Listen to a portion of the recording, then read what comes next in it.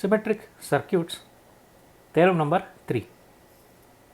If the circuit is symmetric about plane perpendicular to the plane containing the point of entry and exit, then all the points lying on that plane have same potential. If the circuit is symmetric about plane perpendicular to plane containing the point of entry and exit, then all the points lying on that plane, that is perpendicular plane, they have same potential. So, this is theorem 3. Then coming to theorem 4. If there are n identical paths from the point of entry leading to a point of exit, then charge divides equally among these paths.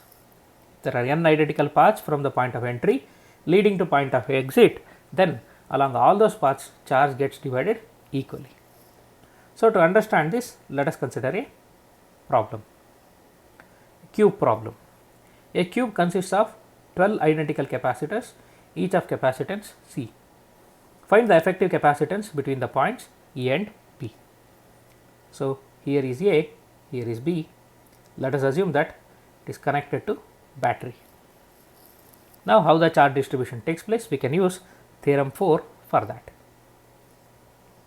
So, this is the circuit given. So, let us give some name for this. This is AB, let us say this is C, this is D, this is E, F, G, let us say this is H. So, now let us assume that A is connected to one terminal, B is connected to other terminal. Let us say some charge 6q is given to point A.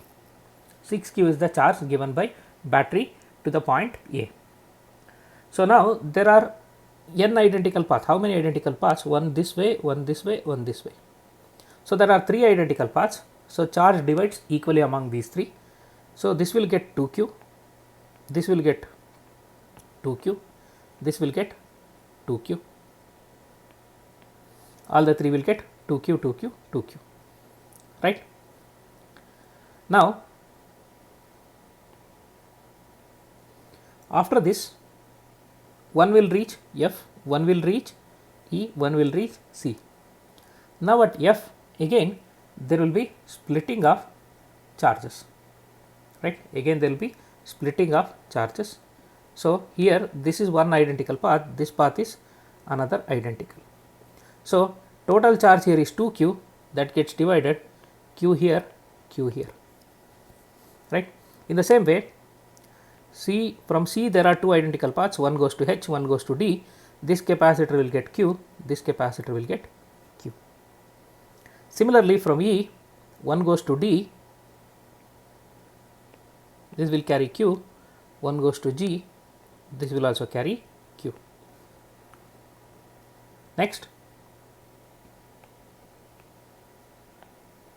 we have the remaining capacitors.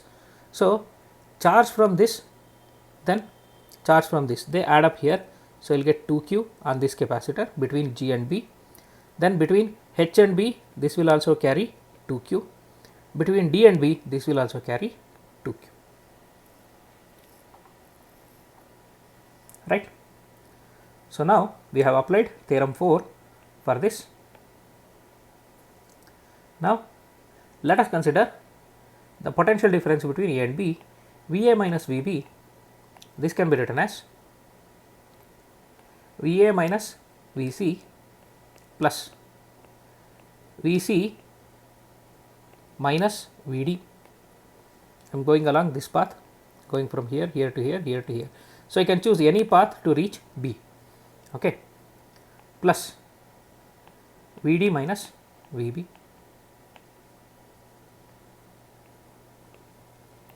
So, this is it. Now, VA minus VC is what? 2q divided by C, charge divided by capacitance. Here charge is q divided by C, here the charge is 2q divided by C. So, we will get VA minus VB is equal to 5q divided by C. phi q divided by C. Call it as equation 1. Now, let us say equivalent capacitance between A and B is CAB and total charge given is 6q. So, you can write VA minus VB is equal to 6q divided by CAB, call it as 2. This is for equivalent capacitance. Total charge given to circuit is 6q, effective capacitance is CAB. Now, equate the RHS from 1 and 2. 6q by CAB is equal to 5q by C. So, q get cancelled, CAB is equal to 6C by 5. So, this is the effective capacitance. Notice once again, by using the charge distribution method from theorem 4, we can get this.